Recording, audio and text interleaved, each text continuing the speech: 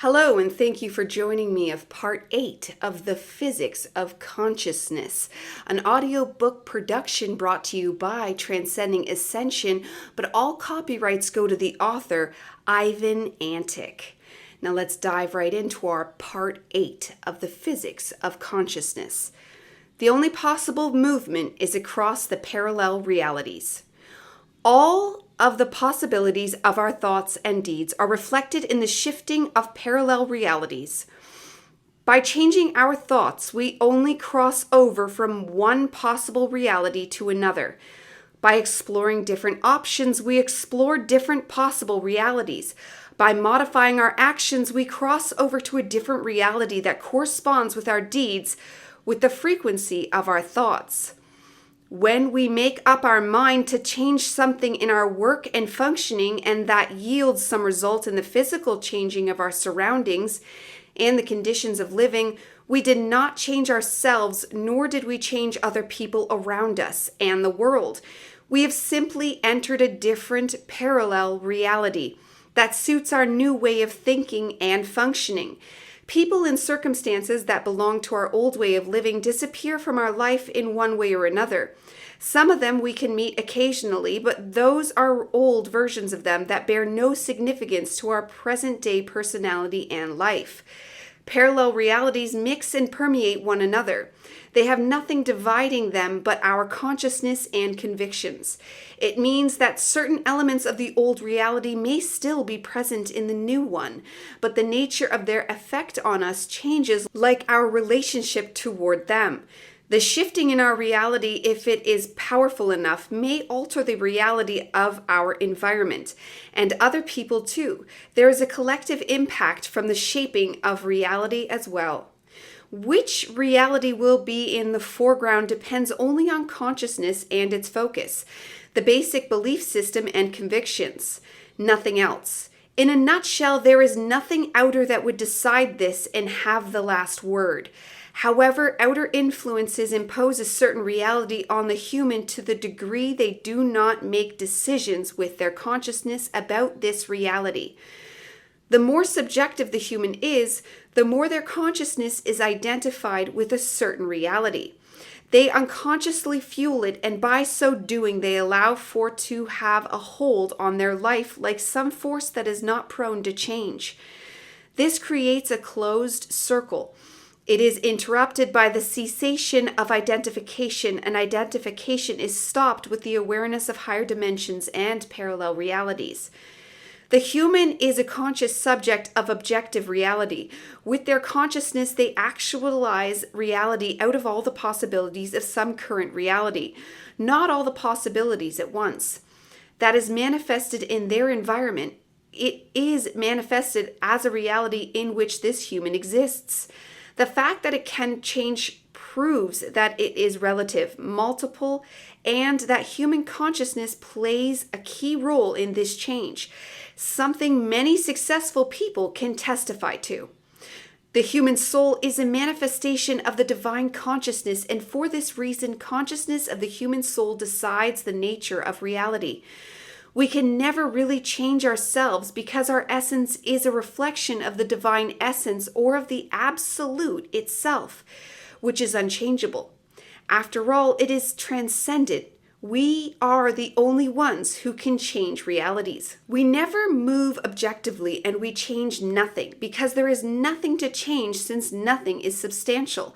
We merely cross over from one parallel reality into another.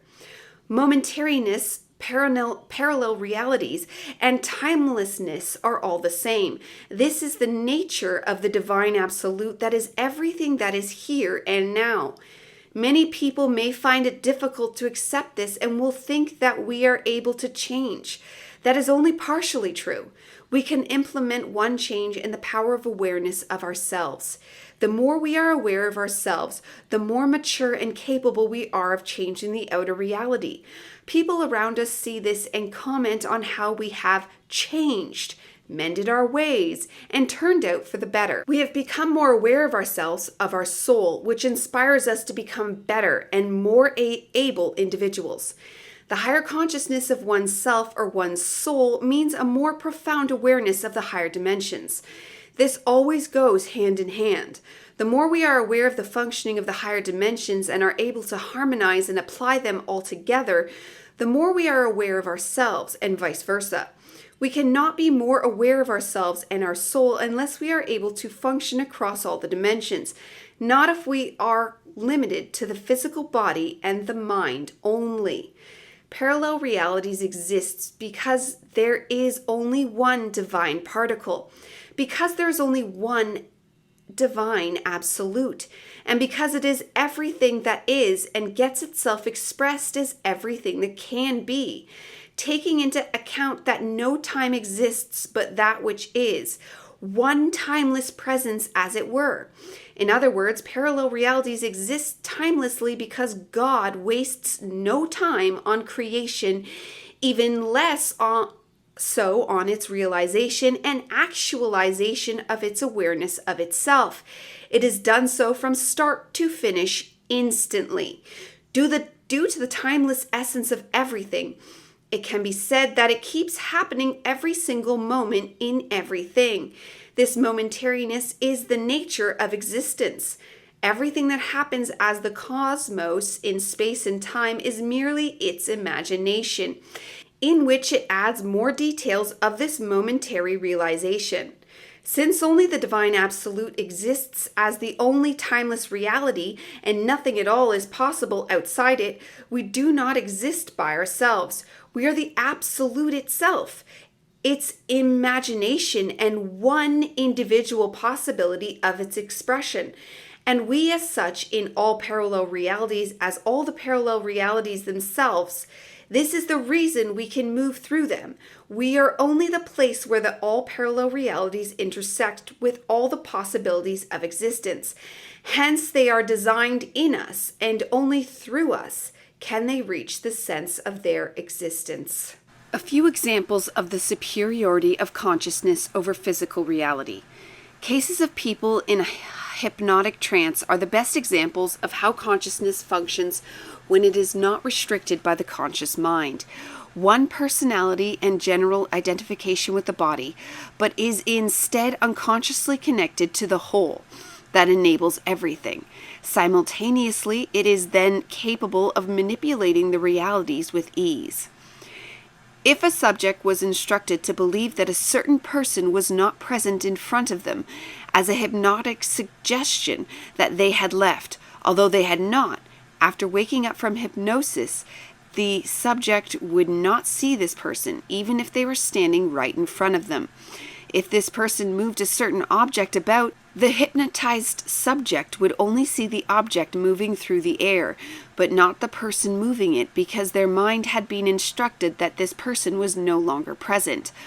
Also, they would easily see through the person, for example, what time it was, although the person was standing in front of them and blocking their view of the clock on the wall. This shows us to what degree our minds keep deceiving us.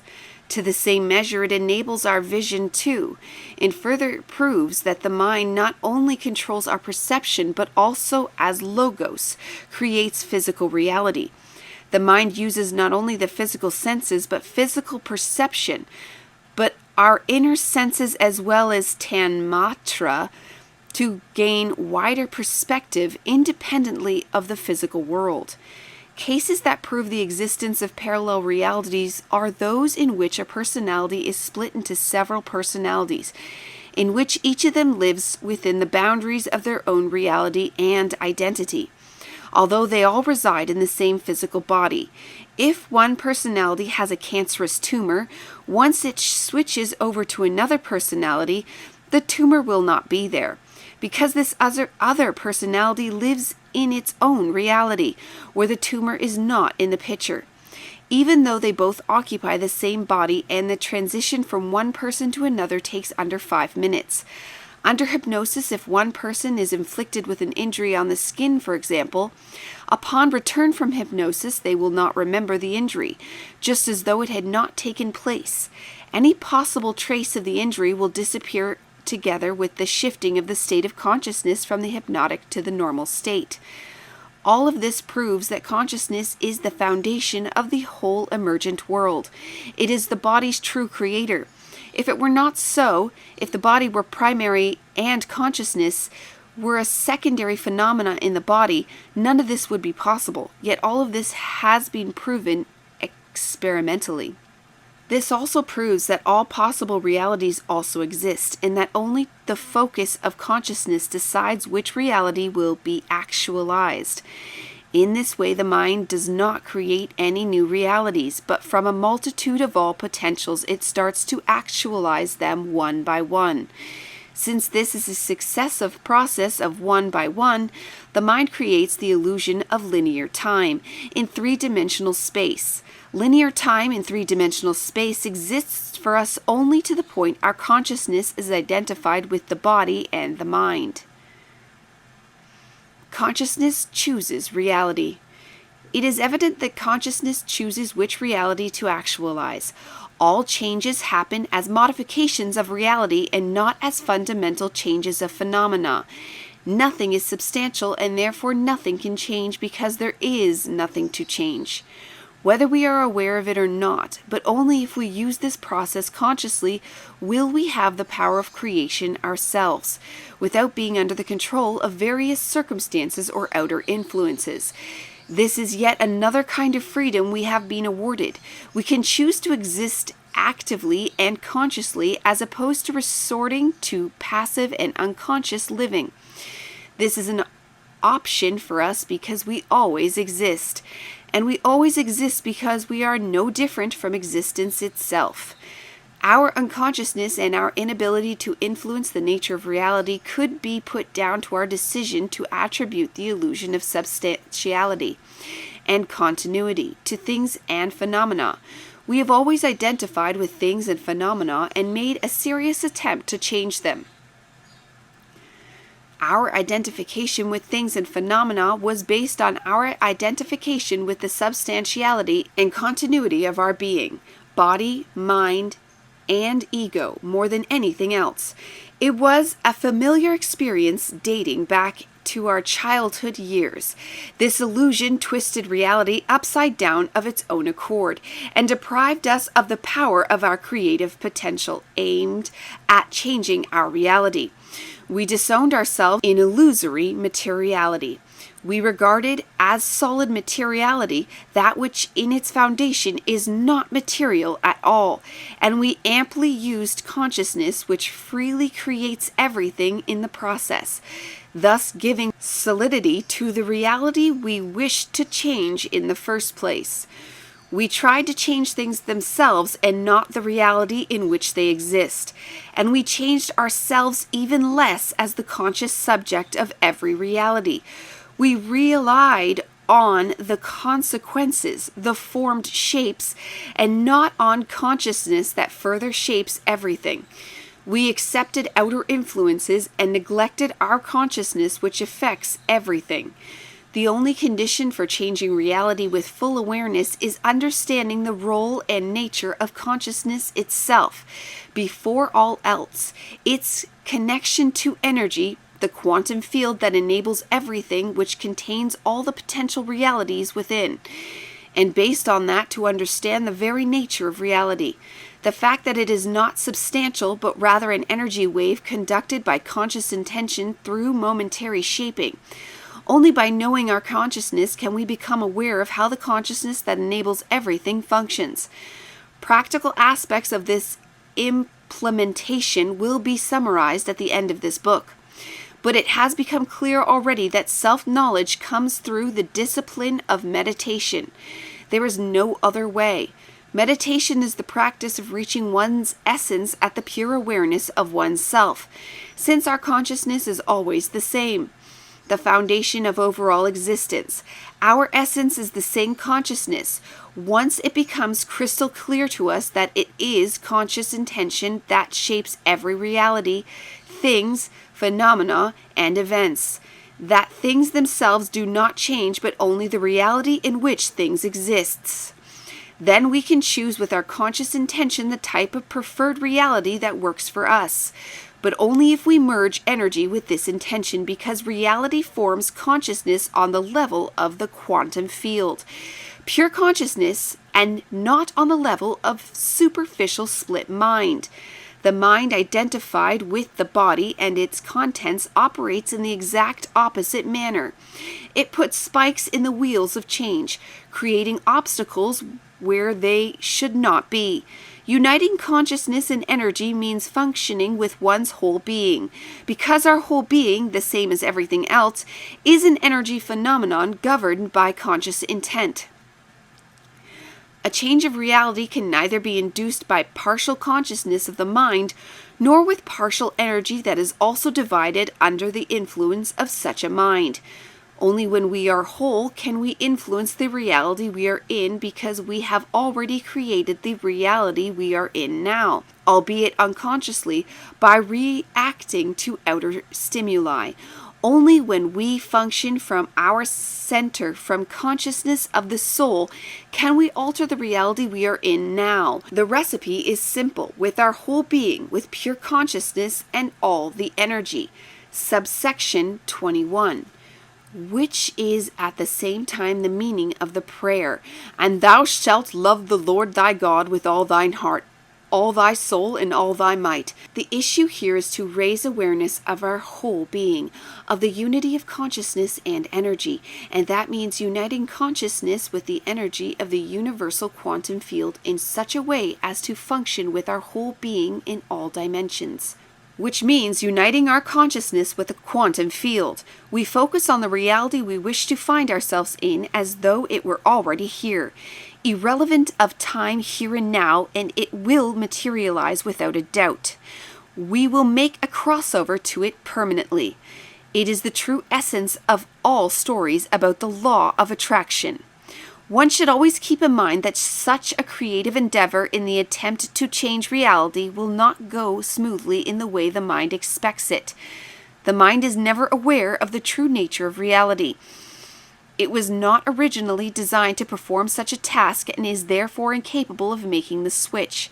It can sense hints, some basic ideas of the subject. If reality changed to suit the wishes of the mind, this world would be hell. Often it is hell, but only to the point an alienated mind succeeds in implementing its agenda.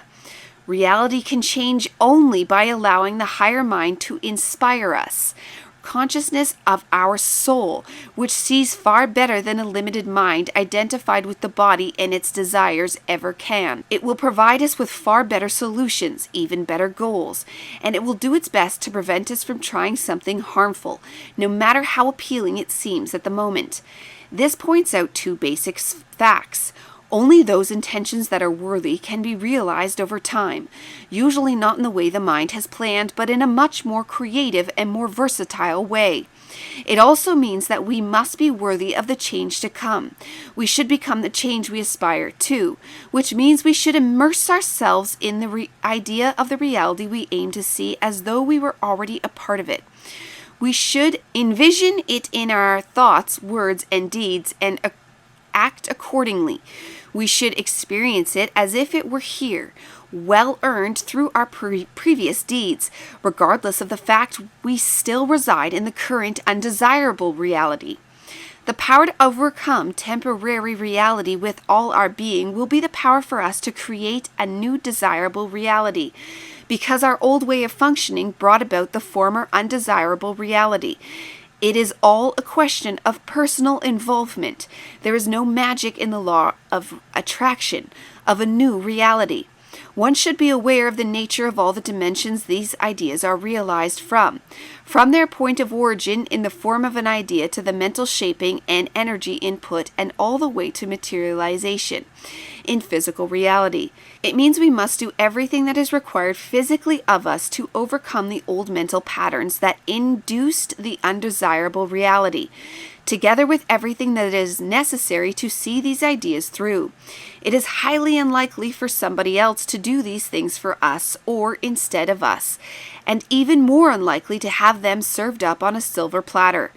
Ideas are realized through us. By realizing them, we perfect ourselves more than anything else because nothing is outward. It is only energy that shapes consciousness, whose conscious subjects are us. There is nothing much besides this we can do in this world, other than to perfect and raise our awareness with more or less success through various phases. If we have originally asked for something, we should receive it, and the only way for us to do so using the law of attraction is by putting in a lot of work to accomplish our goal. The only thing we attract in this law is the inspiration of the higher mind and consciousness of the soul, to point us to the right direction of how to achieve our goal and how to do well by us and our environment. The fact that we are on the right track can best be recognized in the feeling of bliss and happiness filling us while we attempt to attain our real goals. It is a sign that we are doing the right thing. This happiness fills our chest with immense joy, giving us the necessary energy and the kind of happiness children tend to experience. That is why we have been advised that anyone who will not receive the kingdom of God like a little child will never enter it. The kingdom of God is the reality in which the divine consciousness momentarily creates the existing world in free motion while mixing all the possible parallel realities, and we become like little children when we cease to differentiate our consciousness from our being, from the energy that enables it. A union of consciousness and energy is always manifested as joy and bliss. Bliss due to the cognition that consciousness and energy represent the manifestation of the divine absolute through us. Every type of true creativity that promotes life rests on this cognition and this union. However, this way we are always whole and we always act as a whole, but we are not always aware of this fact. And as a logical consequence, there are realities that support life and those that crush it. When we are not aware of our true nature, we are not aware of the nature of reality either. And we are then caught in a sequence of events where we react to outer stimuli while being quite ignorant, with limited insight that makes such influence on reality both subjective and destructive, hence the appearance of destructive realities based on our unconscious and spontaneous reactions. When we are aware of our true nature, then we are aware of the nature of reality as such, and together with it the nature of divine consciousness that enables everything through us, its conscious subjects. Only with consciousness as whole as this one are we allowed to select and work on a better reality, more liberated and more creative. This has a creative input on reality, unlike our spontaneous reactions. With our limited consciousness, we will always generate new restrictions because nature is a mirror of divine consciousness, and it is a field of free manifestations of all potential realities that already coexist in parallel. If we react spontaneously to circumstances, we continue to replicate those same circumstances. If we create a distance or gap away from our spontaneous reactions, thus enabling a little more transcendental consciousness, the one that can provide us with objectivity and the ability to overcome the status quo, we are then in a position to act consciously and positively. We are able to create a positive outcome. It all depends on the level of consciousness from which we shape our reality. The levels of uniting consciousness and energy with which we can shape reality exist in our energy body in the form of energy centers or chakras. If we unite consciousness and energy with functioning in the lower center, the consequences will be of similar quality, low and conditioning. Most types of reality are not imposed on us from the outside. They are merely a reflection of the state of consciousness with which we have created them. If the powers that impose anything on us from the outside existed, especially if they were negative, they would manage to implement their own realities by using us, by maintaining our consciousness on a very low level, gathering low and conditioning realities. Reality is always shaped through us.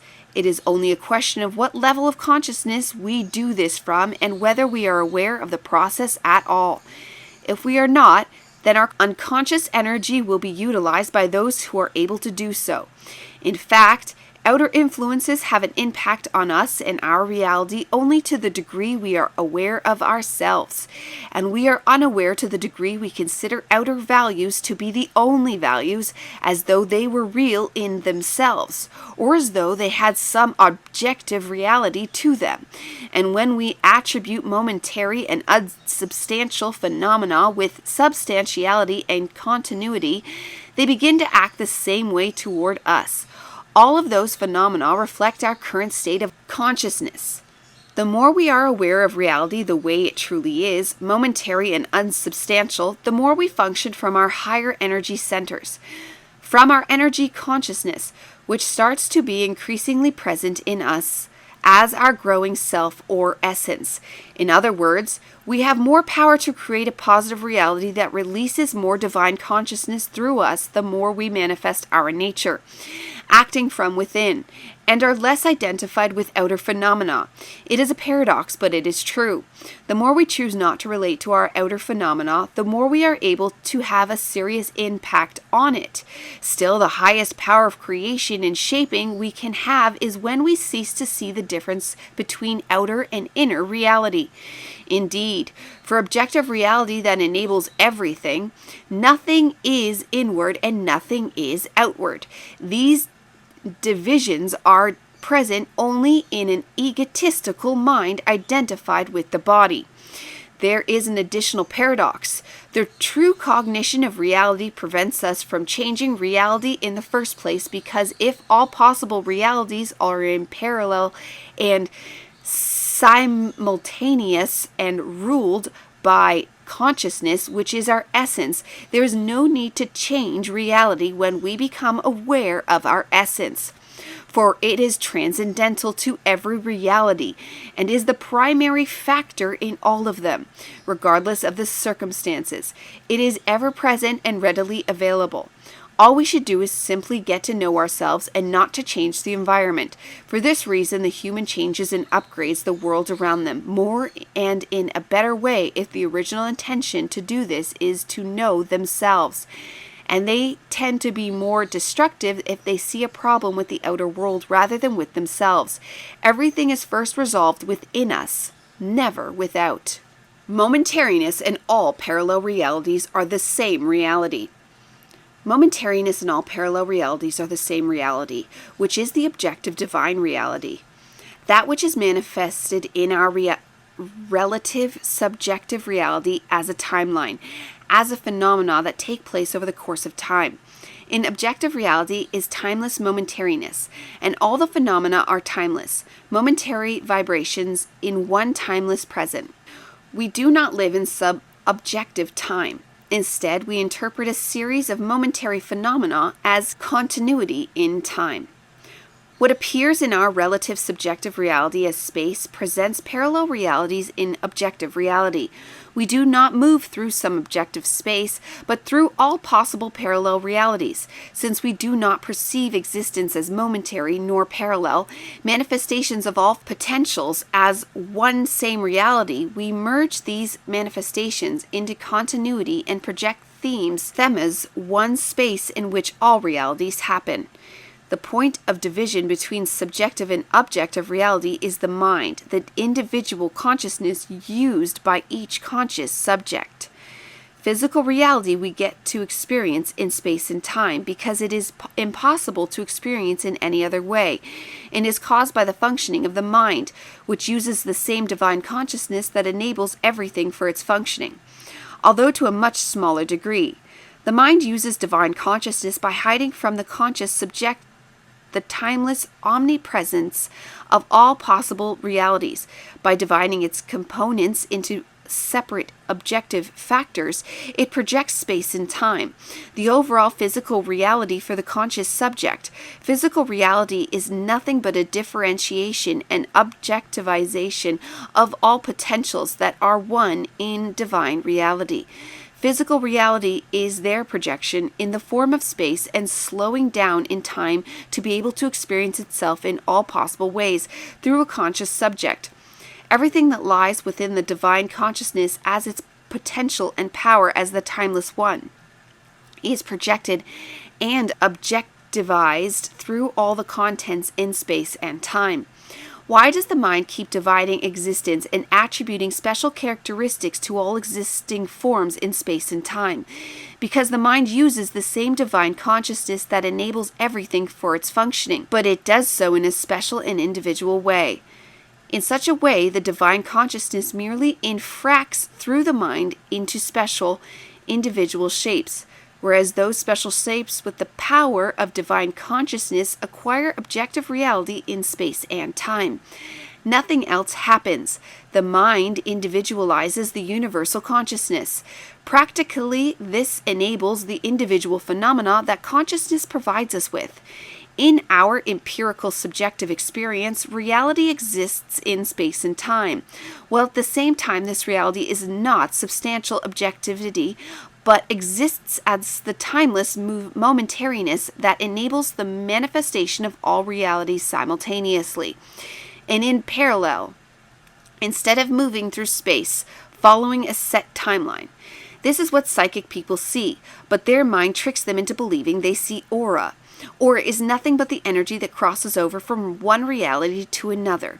When I move my body from left to right, for instance, the body itself does not move because it does not exist as a material object, but as an energy frame in the form of this body, and in a momentary and synchronized way overflows from one moment to another, from one reality of existence to the reality of a different type of existence, one a little more to the right. When the physical mind is calm enough and open enough to access consciousness of the higher mind and consciousness of the soul, it sees this energy that momentarily moves or transfers in a synchronized manner from one reality to another.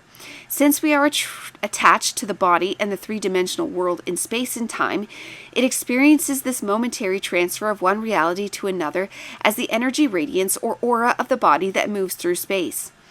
From the perspective of the physical mind, energy appears as though it is light. Its different frequencies look like various colors to us.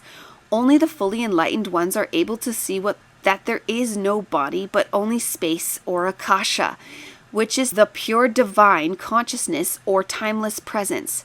In the same way, space and time are indivisible in our empirical reality, in which the same way momentary creation and all parallel realities are indivisible as well. If it were not so, ether, or the quantum field, would not be the field of all possibilities, contracted into the timeless and spaceless one. If this were not the case, consciousness would not connect everything in space and time. Everything would simply be disconnected. And that ends this production for today, for this part 8 of The Physics of Consciousness by Ivan Antic. Stay tuned, more coming very soon.